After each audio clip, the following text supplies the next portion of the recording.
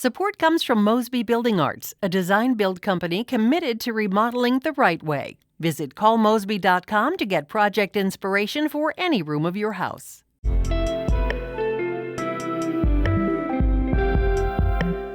From the St. Louis Public Radio Newsroom, this is The Gateway. It's Friday, February 23rd. I'm Jonathan Ahl.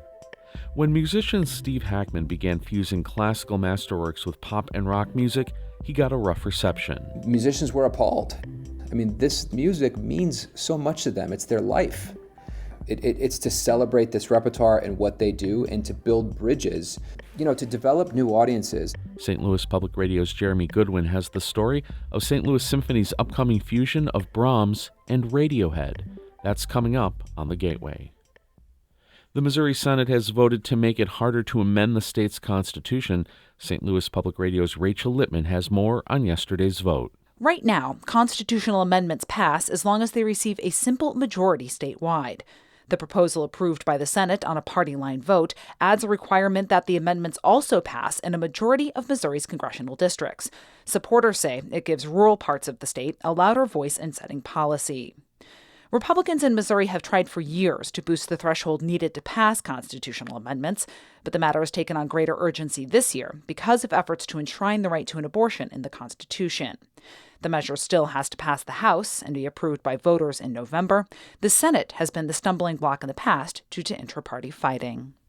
I'm Rachel Littman, St. Louis Public Radio. Illinois Governor J.B. Pritzker wants to spend more than $20 million of the state's budget to reduce the number of people dying during or shortly after pregnancy. Pritzker unveiled the plan as part of his budget proposal for the next fiscal year. It would include $5 million to increase the state's home visiting program for new parents. It would also use $1 million in grant funding to help doulas and midwives open practices. Belleville-based doula Charity Bean says startup costs keep many from pursuing careers as birth professionals. The barrier has been that us who want to serve our population who needs us the most, we can't afford to serve them because now we have homes and things that we have to take care of. Thanks to a 2021 law, doulas and midwives in Illinois will soon be able to bill Medicaid for their services. While Illinois Republicans were generally skeptical of Governor J.B. Pritzker's proposed budget, they say there were some wins. St. Louis Public Radio's Will Bauer reports the elimination of the state's grocery tax may be one of the most bipartisan suggestions. Pritzker's proposed elimination of the state's 1% grocery tax received a standing ovation from nearly all state lawmakers. Quincy Republican Jill Tracy says she can get behind it. It's something that the Republicans have talked about over and over in the last few years as inflation has caused food prices to rise dramatically, and they're at an all-time 30-year high right now. So this is a good thing. State lawmakers previously suspended the tax for the fiscal year that runs from July 2022 to June 2023. The governor's proposal is just a starting point, and the Democratic-controlled Illinois legislature will need to pass a budget by the spring. I'm Will Bauer, St. Louis Public Radio. He was used to big stages throughout his sports career. Now a former star pitcher for the St. Louis Cardinals is set to step onto one of the most famous stages in country music. Adam Wainwright will make his Grand Ole Opry debut at its March 9th show in Nashville. He'll perform alongside Old Crow Medicine Show, Don McLean, and others.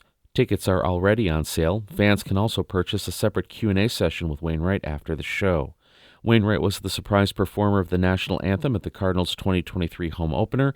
He's also set to release an album today.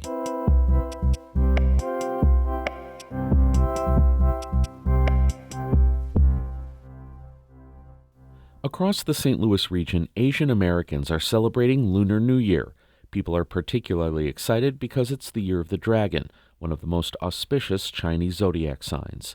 Some are hosting private dinners, and others are attending religious ceremonies to usher in New Year blessings. As St. Louis Public Radio's Andrea Henderson reports, many are embracing the smaller celebrations here to help them feel connected to their homelands. People living in the St. Louis region who are from mainland China, Taiwan, Vietnam, and other parts of East Asia rang in Lunar New Year on February 10th. And over the last 2 weeks, folks have been celebrating the Year of the Dragon with family and friends, and some in a more traditional way, temples like Fogongshan St. Louis Buddhist Center. Nestled in a cozy Bridgeton neighborhood off Old St. Charles Rock and Smiley Roads is a brown pentagon-shaped worship center. Inside, about 60 people are chanting and prostrating to pay homage to the 1,000 Buddhas. It's sort of a New Year's prayer. Venerable Jer Wang has been leading the worship center for 10 years. She delights in hosting this yearly service. This is very important, especially we are celebrating the traditions too. Okay, so that brings back the cultures. American Chinese are, like a minority here in St. Louis. We hope that our children can still feel it and to know more about the cultures. Lunar New Year is also referred to as Chinese New Year or Spring Festival. The 2-week event ends Saturday. Red lanterns are hung across the worship center, and people are dressed in traditional floral Chinese dresses and suit tops. Some come to the temple to lift their spirits during this time because they miss gathering with their families who are overseas. But for those who are celebrating Lunar New Year here, they incorporate many customs. Families gather in the kitchen and cook traditional dishes like noodles, spring rolls, pork knuckles, duck, and dumplings. Well, actually, my husband did most of the work because he couldn't stand my dumplings. That's Angela Zhang. She helped her husband make over 100 dumplings. She wants to keep her Chinese traditions alive through her kids. But I think there are so many things beyond the food that would develop using the Chinese culture. If you cannot appreciate your own culture, how could you appreciate other people's? Asian Americans in the area, like Zhang, have been celebrating the New Year locally for decades now. So, to tell me about some of St. Louis's earliest documentations of Lunar New Year parties, I met up with Min Lu, who volunteers with the Missouri Historical Society's Chinese American Collecting Initiative. During Lu's research, she found a St. Louis Globe Democrat article dated February 12, 1877, that described the earliest known Chinese New Year in the city. It was a journalist who actually spoke with a kind of American local who spoke Chinese like a native Chinese, and he kind of acted as the tour guide for the journalist. They visited a laundromat and spoke to the owner. I think the only reference was that man said that night, because that was the eve of Chinese New Year, he was going to drink like an American man. In the 20th century, as more Chinese people began to migrate to St. Louis, the festivities began to increase in Chinatown. Today, various groups of people participate in the celebration.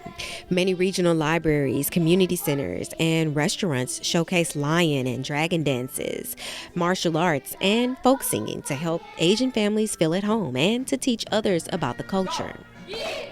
In the coming years, many are hopeful that Lunar New Year in St. Louis will become the area's largest attended cultural event, with parades and festivities that last for days.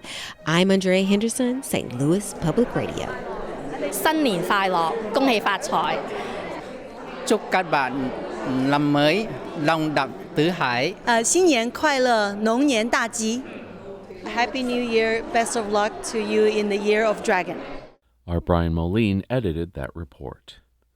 Radiohead's 1997 album OK Computer is a masterpiece of millennial dread.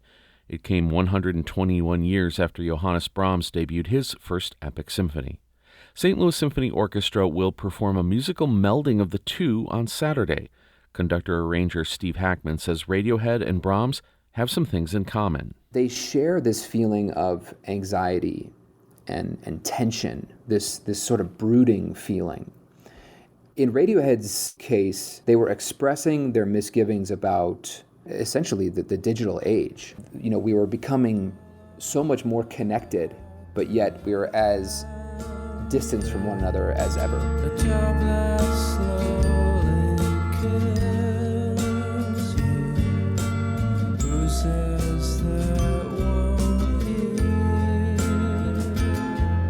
In Brahms' case, he was looking behind him. He had been dubbed the successor to Beethoven. Just consider the kind of pressure that would put on a young composer. And woven in to every note, you can hear that sort of desperate desire for him to prove himself. You can feel that tension.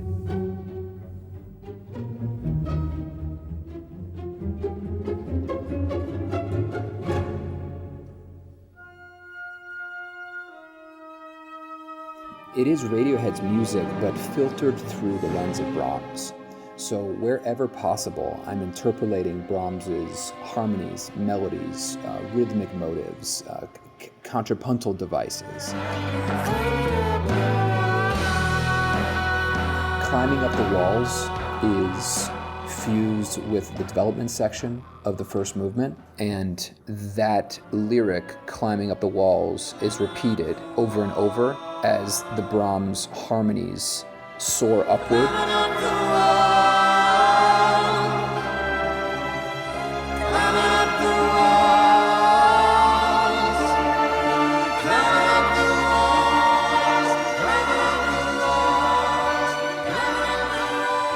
When Lucky is fused with the end of the development section in the fourth movement, the lyrics are "Pull me out of the air crash, pull me out of the lake." That is a powerful moment.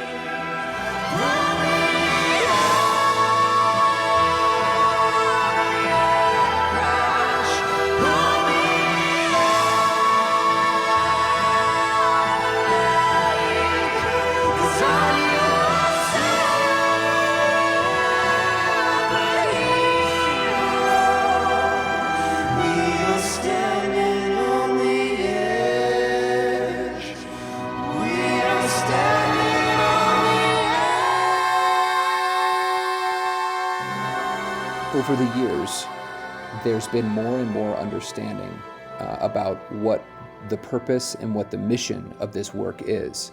But I'd be lying if I didn't say at the beginning it was pretty brutal. Musicians were appalled. I mean, this music means so much to them. It's their life, it's their livelihood, and I'm one of those people. I always say there's a side of me that says there's like Brahms' First Symphony is perfect. Why would you change anything? It's to celebrate this repertoire and what they do, and to build bridges, to develop new audiences and to create new relationships with people that haven't grown up with classical music or haven't been in a symphony hall, or maybe view the symphony hall as an unsafe place, which is true for many people. We have to meet them where they are. That was musician Steve Hackman. You heard performances by Stereo Hideout, the Berlin Philharmonic, and Radiohead. St. Louis Public Radio's Jeremy Goodwin produced that report. It was edited by David Cazares. The Gateway is a production of St. Louis Public Radio, a member-supported service of the University of Missouri, St. Louis. Theme music by Ryan McNeely of Adult Fur.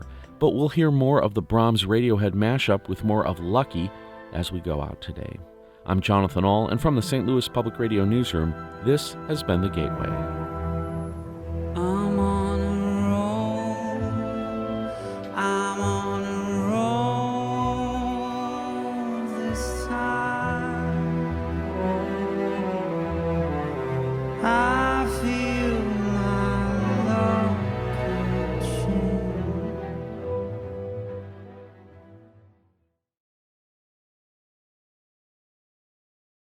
Support comes from Mosby Building Arts, a design-build company committed to remodeling the right way. Visit callmosby.com to get project inspiration for any room of your house.